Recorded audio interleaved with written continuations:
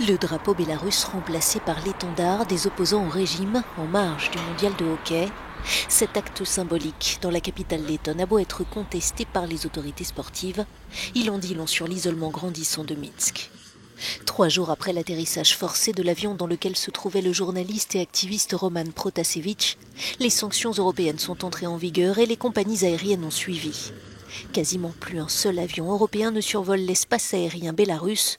Le président du Conseil européen, Charles Michel, s'en est félicité sur Twitter, publiant une carte du trafic aérien.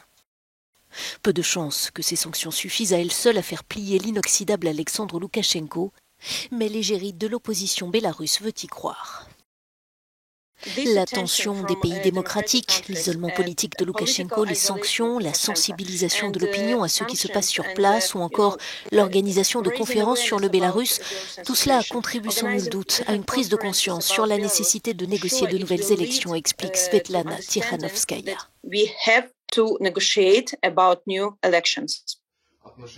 La vidéo des confessions de Roman Protasevich a créé l'émoi.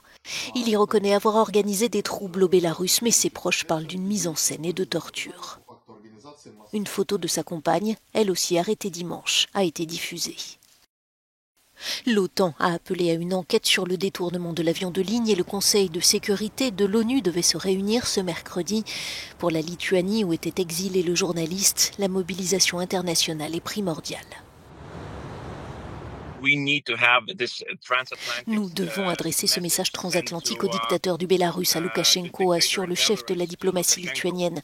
Je suis très satisfait que les États-Unis et l'Union européenne travaillent ensemble sur ce dossier.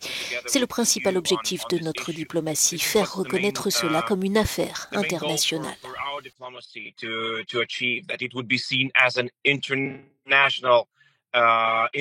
Pour autant, l'homme fort du Bélarus a montré sa résistance aux pressions. Malgré les mois de protestation qui ont suivi l'élection présidentielle d'août 2020, Alexandre Loukachenko n'a pas esquissé l'ombre d'une ouverture. Il a au contraire renforcé la répression.